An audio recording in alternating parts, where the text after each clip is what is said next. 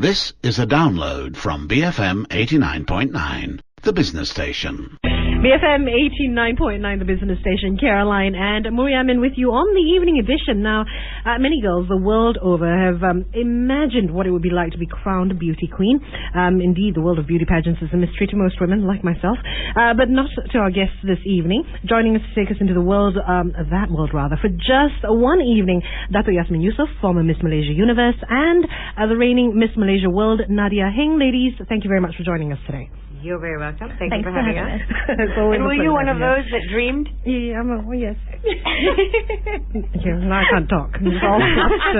All flustered. There will be a pageant for you somewhere out there. She did say that she forgot to bring her tiara into the studio. Yeah, I wanted to bring it. I was going to wear mine and then I realized it's radio, so, you know. Yes, but we have live streaming. Log on to bfm.my. You want to see the lovely ladies here in the studio who are tiara-less. And I've tweeted out a photo already so people can see the beauty queens in the studio. It's a lucky day for us. Did we approve this photograph, Nadia? Well, now that you posed for it, I said smile and you did. You look happy. All right. You know, Nadia, we're going to go with you first. You were crowned Miss Malaysia World last year. Yes. How long before you hand the crown over to the next Well, Miss Malaysia World? that's going to happen in August. Right. And in fact, this weekend on Saturday and Sunday, they're having auditions at the Gardens Residence Hotel, I think. Oh. Yes. So that's going to happen in August. The reigning Miss Malaysia. Reigning Miss Malaysia World. So, Caroline, have you made plans for Sunday? Can you stop bringing me into this conversation? He has to say things like that because he's so nervous sitting next to the reigning Miss Malaysia. I know. Yeah. I should have bowed earlier. Yes, you should have. You failed. Yes, you should have. You should bow every time I walk into the studio. That's what I want. All right, so Nadia, has the year been very busy for you? Have they kept you very busy? It has been. It's opened a door to a lot of opportunities, from all aspects. So, so it has kept me really, really busy. I still do have time to relax and unwind every now and then, but yeah, it's been really good. Okay. So and I love that she's from Port Dickson. I know. Me too. You get to go back a lot? I do. I was there last weekend. Oh, really? Yeah. I've been We in a should long go and time. have a drink together down there. Yeah, it's looking a bit sad though. All the it lot of is. abandoned buildings and anyway. Anyway, back to beauty pageant. Back to beauty pageant. You know, I wanted to know whether or not you both had similar duties, because in official capacity, of course. What you have been doing over the past year, and you, Yasmin. What I've been doing over the past year. What you've been doing over the past year. Yeah. I mean, like years ago. Okay. Yeah. Well, Nadia is the Miss Malaysia World, and that has a very, very strong charity element. CSR element. Whereas I think Miss Universe is totally commercial. Yeah, because when we went to Miss Universe, we had to go and visit all the sponsors. Meet all the sponsors, and didn't have any fun.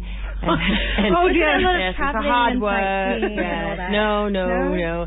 And then I went back to university in England, and half the girls who went to Miss Universe were also in Miss World, so they invited me to come along, and they said, "Oh, it's so much better. We're out every night. We're partying. We're having so much fun." Gosh, we had chaperones. We weren't allowed to leave anyone's sight. Oh, we had chaperones too. We didn't get to go anywhere on our own. We were in China, the best place to go shopping. But we were brought to the really nice, expensive places, which we couldn't afford. But yeah. Oh, okay. Yeah. So where did you go then, Yasmin? For my pageant, it was in Acapulco. Acapulco, very nice. Yeah, in Mexico. Actually, we started in Mexico City, and then they divided us into groups. And when you watch a pageant on TV, you have everybody. Well, in the Miss World, they generally seem to be hanging around waterfalls and ponds, rocks. That is true. Yeah, but we had It's like a wet T-shirt contest. Did you have that then? No, then bikinis. I mean, no need for wet T-shirts. Right. And in my pageant, we had some people went to visit the Inca ruins. Some people took horse carriage rides, different things in different towns. And then you add it all up and you play it all in the pageant final for the TV. So it looks like we've been everywhere. Yes. Yeah. So I went from Mexico City to Guadalajara, and then the finale was in Acapulco, which was very nice. Okay. Very nice. Tell me, what was the most meaningful event that you participated in official capacity? Well, I suppose both of you. Nadia? I think children, puppies, I don't know. Well, in terms of for what I've done so far this year, I think the most meaningful one that I'm going to be going for is going to be in June. I'm going to Redang it's a volunteer program with CTRU, which is the Sea Turtle Research Unit of Malaysia. So that's going to be a lot of fun. It's normally for 7 days, so I'm going for 4 days. Okay. And you basically rough it out, and it's an educational experience about conservation of marine life, marine turtles. That sounds very good. Yeah. That will be meaningful to you. How exactly? Well, in university, we did a campaign called Save Our Oceans, Sacred Gardens. So to me, that was a really meanixful campaign. So I've always wanted to find that opportunity, that window to and she's from Port Dickson. Yes, of course. Of course. Unfortunately, Port Dickson doesn't have as much stuff as we used to. Yeah. Have you decided what the most meaningful event for you was? You haven't. Okay. I know why. I'll tell you why. It was because I was at university and I came back from my year out. I decided that I could get a better job in Malaysia than work in England. And so I won the pageant, went for Miss Universe, and then flew straight back to university. Right. So I had very little that's why I don't understand why people remember me as Miss Malaysia, because out of a year I actually had very, very little time as Miss Malaysia. Yes. Yeah. Probably the most important and life impacting was being dragged out of bed by my dad after flying halfway around the world from Mexico to go to a dinner, and then being invited to sing, upon which I was invited to do an audition and got a recording contract. Oh, wow. So I think that was the most impactful and meaningful. Night, yes. Very good answer. Yeah. We got there eventually. All right, we'll be back to beauty queens and beauty pageants in just a minute. Stay tuned, BFM 89.9. Station Caroline and Muriamin with you on the evening edition. Today we're talking about beauty pageants. The good, the bad, the ugly, perhaps. Yes. How do you like that? Okay, there's more than 3 of us in the studio, so I know who's good, the bad. Yes, I'll put my hand up. I'm the ugly one. Okay. But it's true, I'm not just being polite. Okay. Now, beauty pageants have gone through numerous changes, obviously, through the years. The most obvious one being the shift from just beauty to beauty with brains. Is that a fair reflection, though, in your opinion, of beauty pageants back then? Because you're the last person I would imagine anyone would call beauty without brains. Oh. Yeah.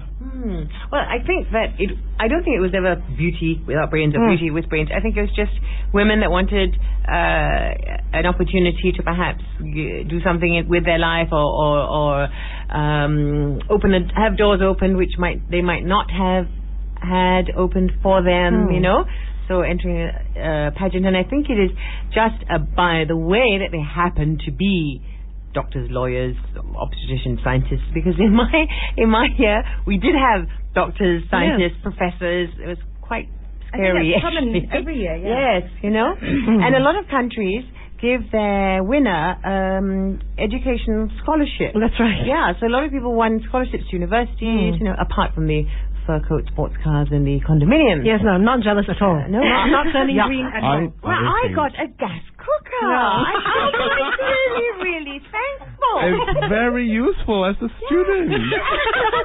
No, I exchanged it for a coffee maker. Yes. What did you get? No, I'm kidding.